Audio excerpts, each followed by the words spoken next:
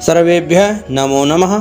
जय श्री राम। सज्जनों, आज हम माँ जानकी नवमी, जिसको श्री सीता नवमी के नाम से भी जानते हैं, माता सीता का प्रकट उत्सव। भगवान श्री राम चैत्र शुक्ल नवमी को प्रकट हुए और माता सीता वैशाख शुक्ल नवमी को उत्पन्न हुई। इस प्रकार से यह परम दुर्लभ योग है। भगवान श्री राम के राम नवमी तो हम लोग मनाते ही हैं, और माता सीता की नवमी अगर नहीं मनाते एक तरह का यह अधूरा, क्योंकि वो ब्रह्म हैं, माँ सीता भी ब्रह्म हैं। भगवान श्री राम और सीता में कोई भेद नहीं, दोनों अभेद हैं। सीता ही राम हैं, राम ही सीता। सीता एव राम, राम एव सीता। राम ही सीता है, सीता ही राम, ऐसा शास्त्रों में भी वर्णित है। तो क्या करेंगे माता सीता के ये सीता नवमी में, उनके जन्मोत्सव में? तो आप तो जानते हैं, सीता सत्यता की, सतीत्व की, शीतलता, पवित्रता की, दृढ़ निश्चय की प्रतीक हैं। तो अगर अपने कुल परिवार की, चाहे बहू हो, चाहे बेटी हो, चाहे बहन हो, कोई भी हो, ये सब हमारी धरोहर हैं, हमारे घर की लाज प्रतिष्ठा हैं।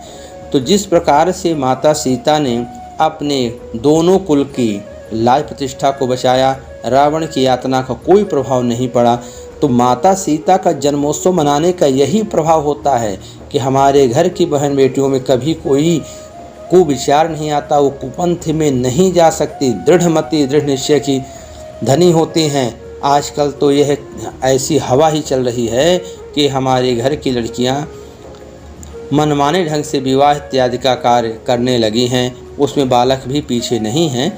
तो ऐसे दुर्भाग्यपूर्ण दिन हमको देखने को ना मिले।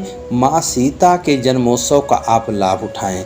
क्या करेंगे कि घर की हमारी बेटियां सब कुलीन हो, चरित्रवान, संस्कारवान हो। विशेष इसका प्रयोग हम चर्चा करते हैं। जन्मोत्सव तो अपने पे तरीके से सभी लोग मनाते ही हैं, मनाते रहेंगे, लेकिन हमारा उद्देश्य ये है, क्या करेंगे? ये सबको विदित है कि माँ सीता भूमिजा हैं, भूमि से उत्पन्न हुई हैं। भूमि कहाँ नहीं है, सर्वत्र भूमि है। इसलिए पवित्र भूमि, कहीं पर भी जहाँ पर गंदगी ना हो, सबसे अच्छा स्थान है तुलसी जहाँ हो या पीपल हो। यहाँ सामान्यतः गंदगी कोई नहीं करते हैं। ऐसी जगह पर आप एक पात्र में, किसी भी लोटे में तांबा को छोड़ करके उसमें आप 7 प्रकार की वस्तुएं डाल लें। दूध, दही, ये पंचामृत आप जानते ही हैं। दूध, दही, घी, शहद, शक्कर, और उसमें डाल दें दूर्वा और गंगा जल। ये 7 वस्तुएं हो गई। और ले जा करके तुलसी माता जो ज़मीन है वहाँ चढ़ाएं, माने तुलसी माता को आप चढ़ा रहे हैं ऐसा मान लीजिए।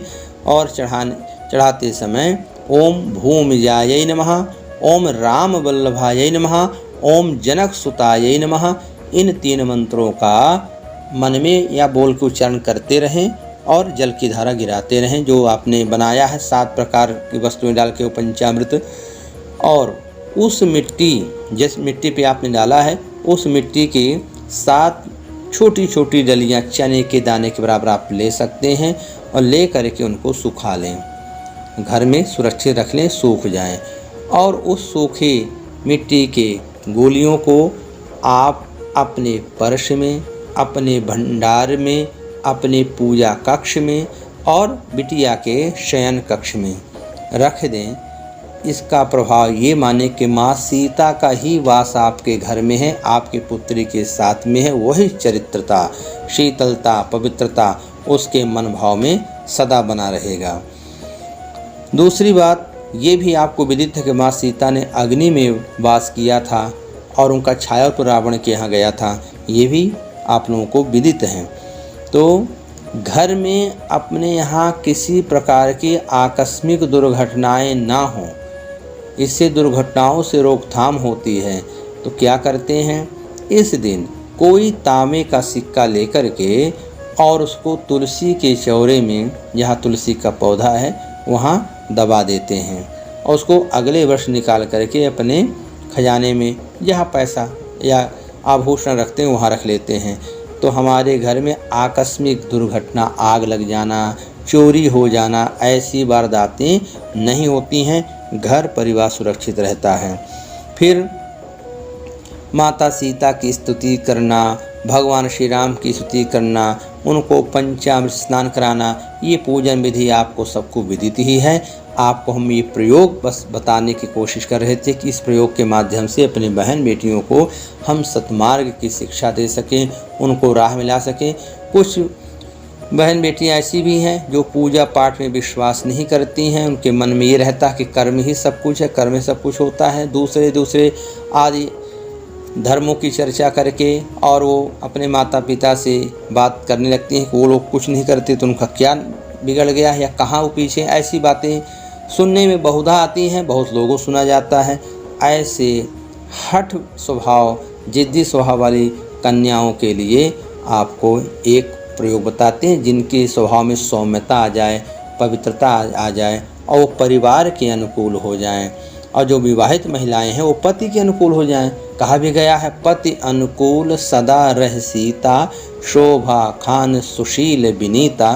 तो ये माता सीता के जन्मोत्सव में अगर ये चीज़ें करते हैं तो सीता जैसे ही गुण हमारे घर परिवार के सदस्यों में व्याप्त होते हैं। इसलिए यह प्रयोग जरूर करें।